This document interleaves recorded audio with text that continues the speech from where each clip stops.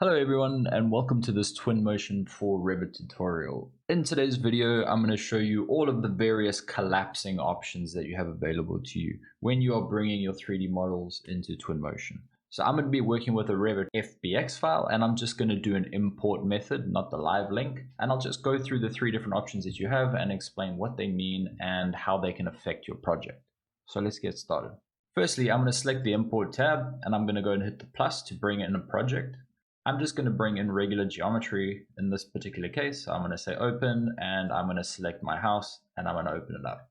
So the collapse option is specifically the option that I want to talk to you about. Collapse determines how information in your Twinmotion model is grouped and how you can apply materials to your objects. So getting this right from the beginning is a really important step, and you have three options to choose from. So in this example, I will start with the collapse all option. So I'm going to select collapse all and I'm going to go ahead and click import. For the material conflicts, I will just use keep scene material and say OK. Once my model has been imported, let's have a look at what collapse all function provides us with. So the main thing that is affected when collapsing is your container file, how your information coming from, in this case, Revit, is grouped together. So if I click on this house container and I actually hit this little expand arrow over here, I will see that in this particular case, everything is grouped together as a single object.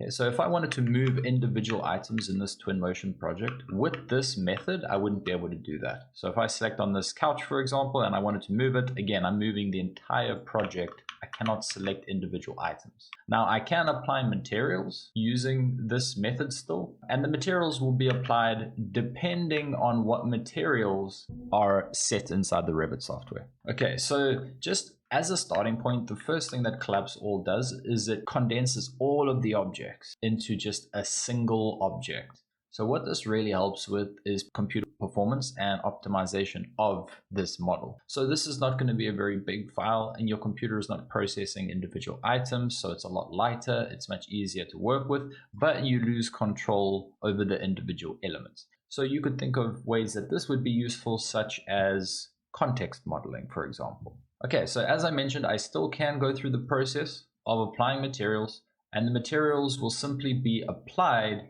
as they are created in Revit. So in Revit, wherever I've specified a glass material, for example, okay, if I change one glass, all the materials that have that same, or all the objects that have that same glass material will be affected. Okay, so that's the collapse all feature. So what I'm going to do is I'm going to delete the house from the scene and I'm going to remove the import and I'm going to go through that import process again. So I will click import. I'm going to say open. I'm going to select my same house file and I'm going to open that up. Okay, the next one that I'll do or showcase here is going to be the collapse by material option. So I will select collapse by material and I will click import. Again, material conflict, I will use scene material. Okay, once again, my house loads into the project and let's take a look at what we have in this particular case. So if I go over to my container on the right-hand side and I expand the house, first thing that you'll notice is I have a lot more information than I did previously. Previously, I just had one item, and this time I can see that I have material names. So the materials coming from Revit are all grouped together. So to illustrate this, if I go back to my Revit project, whatever items here have the same material applied inside of Revit will all be affected in Twinmotion as a group. So I can see that I clearly have this material applied to this trim, to this trim, and to this trim. So if I go back to Twinmotion and I go and apply a material, I can expect all three of those to change, as well as my pool. There is no way for me to break that connection with this collapsing option. So I've specified that I want my materials to be connected based on how I have created my materials coming from Revit. Okay, so I don't have too much of a choice here. If I choose that method, I'm bound to those rules, and that is how my information is going to be applied in terms of materials.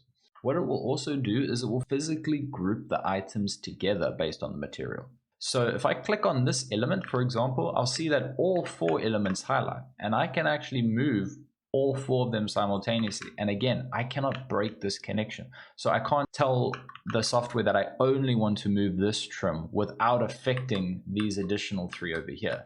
At the moment, with the collapsing option that I have, that's not possible for me to do. So what I gain here is, again, slightly more optimized model, because again, we don't have too many individual components here that Twinmotion is reading. Okay, so we're optimizing this model a little bit, and if we have gone through the process of assigning materials in Revit, then importing via this collapse method might make sense to us, because we can apply a material to a single object in Twinmotion, and any objects in Twinmotion that share that material will also apply that material. So it's a way to apply materials very quickly and en masse. And finally, the third feature that collapse by material gives us is the ability to control all of these items in terms of their visibility. So all grouped items, again, based on material, can all be moved or hidden or material applied to them at the same time. So there's three things that this collapse option is controlling: the way that material is assigned, the way that your objects are grouped together and move, and then that also applies to visibility as well. All right, so I will go ahead and delete my house for the final time, and I'll delete the import, and then I'll go through that import process one last time. And this time I'm going to choose the collapse option called keep hierarchy. So keep hierarchy, and I'm going to select import. Again, for the material conflict, I will choose use scene material. Once again, my house will be imported in exactly the same way, and we can see the final level of detail that we get here. So what collapse by hierarchy will do, firstly, if I open my container, I will see that I have far more individual elements now. So everything that is an individual item in Revit becomes an individual item in Twinmotion.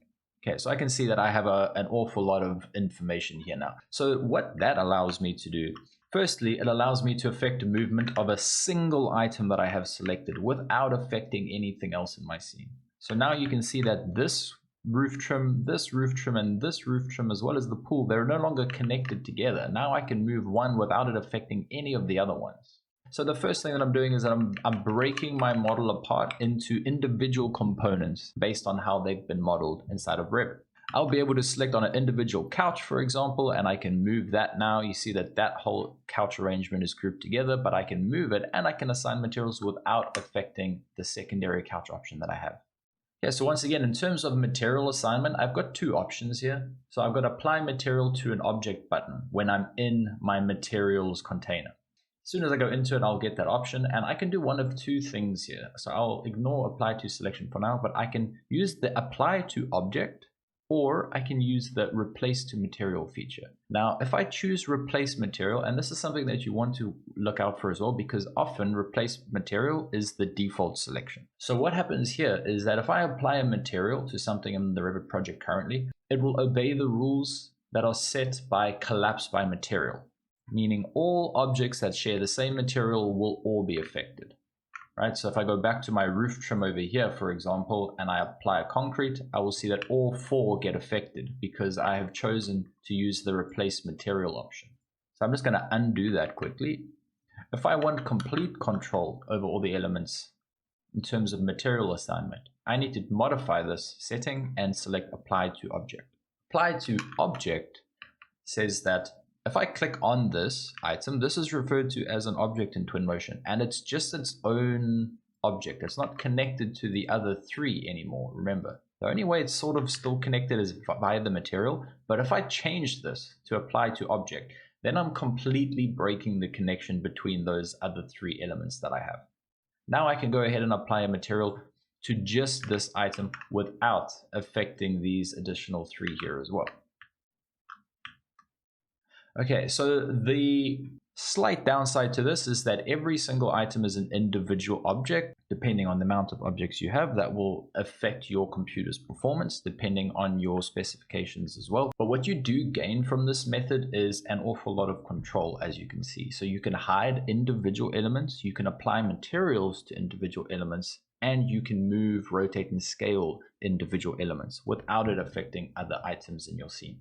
Okay, I do hope that you enjoyed this video and that it was helpful. If you have any comments or questions, please drop them in the comment section below and I will get back to you as soon as I can. See you in the next one.